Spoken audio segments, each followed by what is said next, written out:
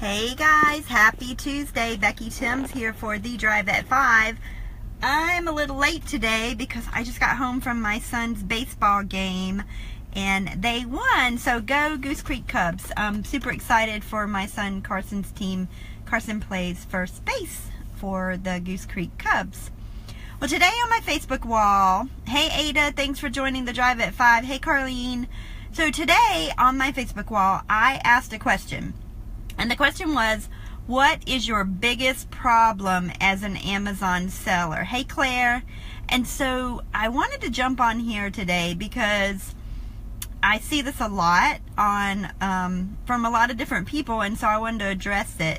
So I'm just going to read you through some of the answers that I received. One of them was, I want to know how to find profitable products, or I want to know how to deal with out of stock, or I want to know how to deal with price wars. Guys, that one's a huge one because there are a lot of people that are jumping on Amazon that have not been trained, and they do not know how to price their items on Amazon. And so what happens is a lot of people or a lot of sellers may be using repricing software. So, and you may see this when you're shopping on Amazon. If you put your price at $9.99, as soon as you list $9.99, they go to $9.98. So you go to $9.97, they go to $9.96, and it's just 1 penny. And you see this a lot in books, because these booksellers that have a lot of books, they have these book repricers going.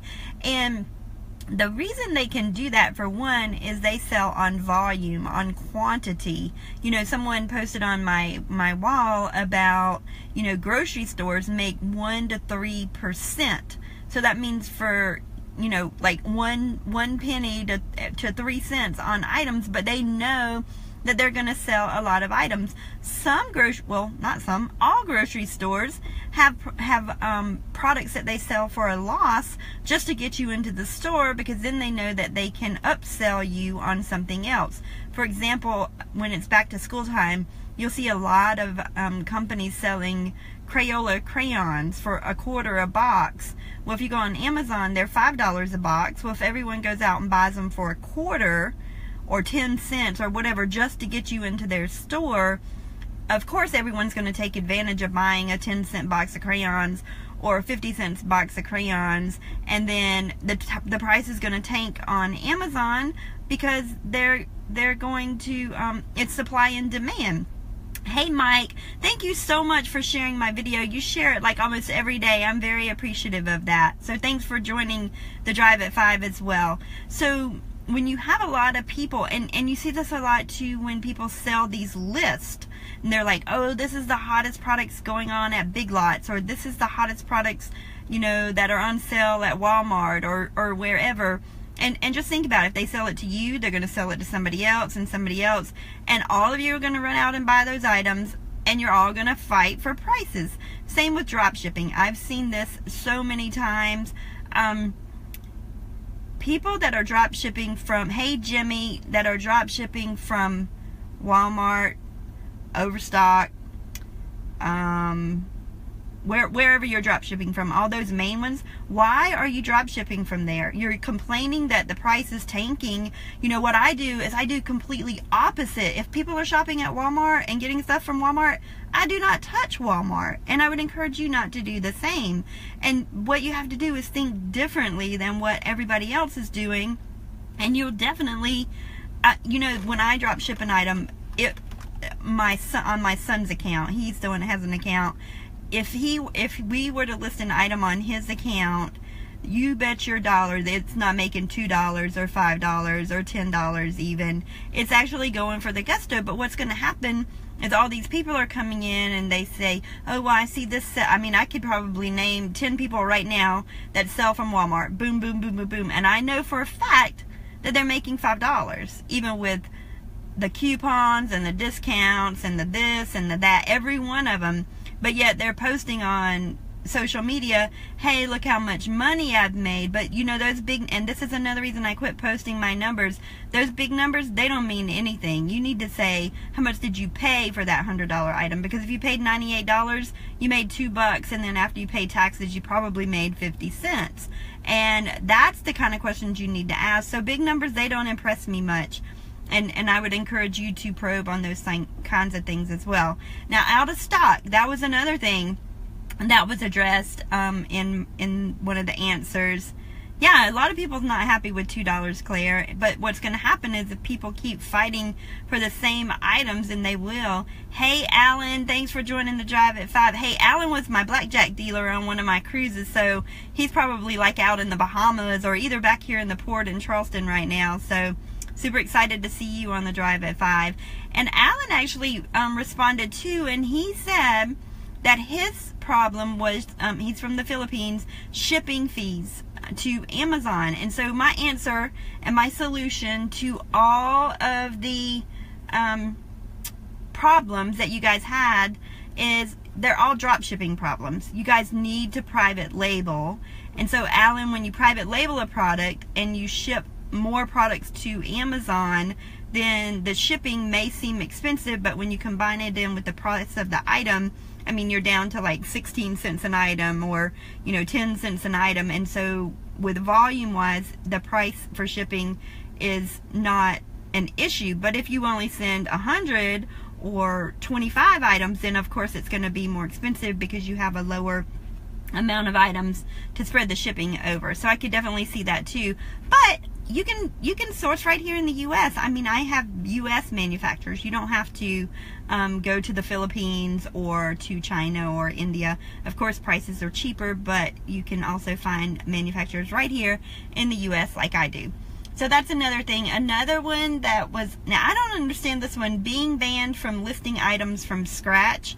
I followed up on that one because either they got a hold of some bad UPCs that weren't from like GS1, or some UPCs that had been attached to some other products. I'm not exactly sure, that may be an isolated case, but definitely be careful there. Restrictions. That was another thing. Guys, it's going to get more and more and more restrictions, but you can sell in home and garden, you can sell in sporting goods, and there are millions and millions and millions and millions of products in those two categories alone that everybody can sell in. It's kind of like you want what you can't have. Oh, I want to sell in beauty, I want to sell in beauty. You don't need to sell in beauty, because when you get in beauty, you're going to be like, oh, I want to sell in the sex toys, or you're always going to want more than what you got, and you can be completely satisfied if you do the opposite of what everybody else is doing, right, with what you have now. This next one is I can't do anything about it, but they are a business. Hey, Michelle, thanks for joining the Drive at 5. And that is non-English speaking seller representatives from Amazon. I have people that contact me all the time, and they're like, how do you do this? I already get a good price for shipment, but it takes a month to arrive. Yes, Alan, it does take a month to arrive. You have to factor that into your inventory. First in, first out, or last in, first out, depending on what your products are. That's something you need to take into account, and depending on where you are exporting from, there are holidays, and you need to take those into account as well. And hopefully you won't run out of stock, and you'll have good supply chain management there. But these non-English speaking seller representatives, guys, Amazon is a business. They're going to want to try and make the least amount of, or make the most profit that they can. So they know that they can hire people from third world countries and pay them pennies on the dollar. And some of the speakers, third world country speakers that I've spoken with, speak better English than some of us Americans. So you just have to, one, learn to deal with it. Two, you can ask for someone that speaks English and get transferred to an English speaking person. But I know when I call Amazon, hands down, I plan an hour, 1 hour. And it's usually I'll be driving to work, or I'll be driving home from work. And I know right off the bat I'm going to be on the phone an hour. So I'm not going to get upset. Oh, I was on the phone for over an hour. I know it's an hour. Or call late at night. Whenever my family goes to bed, I'll call and I'll sit there and play on Facebook or do something, read a book. But I know that they're going to answer the phone. They're going to listen to my problem. They're going to put me on hold. They're going to answer somebody else. They're going to put them on hold. And you just can't get over it. I mean, it's part of the deal. That's what they do. And then another thing is, just, I'm a seller on Amazon just like you. I don't have like a direct line to, well, I have a direct line to God, but I don't have a direct line to Amazon.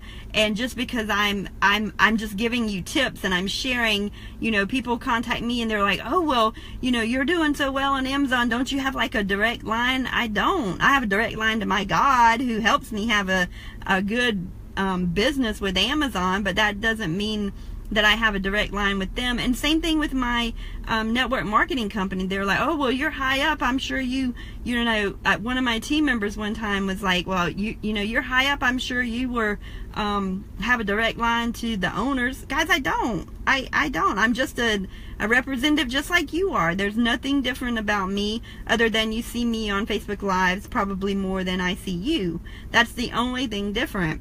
And so I just wanted to throw that out there as well. So to solve all of these problems, oh, here is one that I need to mention too. Someone mentioned the ODR. And for those of you that don't know, ODR is the order defect rate. And you want to have it less than 1% on your, so it doesn't affect your metrics. And the things that play into that, because they are, it is one of the key performance metrics. They look at your customer feedback, your claims, and if you had any chargebacks. So if you had any A to Z claims, negative feedback, or any chargebacks. And the way they calculate that is you take the number of orders with the negative defects divided by the total number of orders for the same period. So what some sellers may be doing is, you might see them only making $2, but they're doing that so that they can increase their number of orders to increase their ODR. And so that's another thing that people do. And so you might say, well, God, they're only making $2, but they're increasing their ODR so that they can get the buy box back and other things, because if you go above the 1%, you're not going to get the buy box. And so they're just improving their metrics, whereas you may say, oh, well, you know, they're only making $2. Granted, they may be only making $2. They're not losing $2, but to them, the risk is worth it because they're increasing their ODR. Now, I've been selling on Amazon, knock on this glass window, I've never had an A to Z claim. That's not to say that I won't have one tomorrow, but a way to avoid these things, guys, private label. Get your own products. No one can jump on your listing if you do it right. If you brand your item and bundle, there's no way anyone can jump on you. They can jump on, but you'll get them off really quickly. So then you won't have to worry about, someone mentioned time was a problem. You know, I'm super busy. I have a full-time career, a husband, 2 children, my Amazon business, my other income streams that I have going on. But my Amazon business is on autopilot because Amazon does everything for me. Amazon does all the selling, the shipping, the customer service, the returns. That's true time freedom, guys. And if you find one product, find another, find another, find another, and that's what you need to do. So some of you are, you know, you're wasting your time drop shipping. And I don't know if the ones that have been around from when I was in DS Domination 3 years ago, if you remember when I was in Vegas before Genesis was even introduced, I was already ordering directly from the manufacturer. So I was doing Genesis before Genesis. And so you want to do the opposite of what everybody else is doing, and you will definitely not have any of these problems with that was listed on my Facebook post today. So I hope that helps for the Drive at 5 today. I just wanted to answer the question, the biggest problem that Amazon sellers has, and in my opinion, the biggest problem is you're not investing in yourself. You're not learning how to private label and learn how to pick the right products and then have an Amazon sell them for you automatically. Hope this helps. If you're interested in private labeling, you can visit my course at privatelabelcourse.com, and I'll see you tomorrow on the Drive at 5. Bye.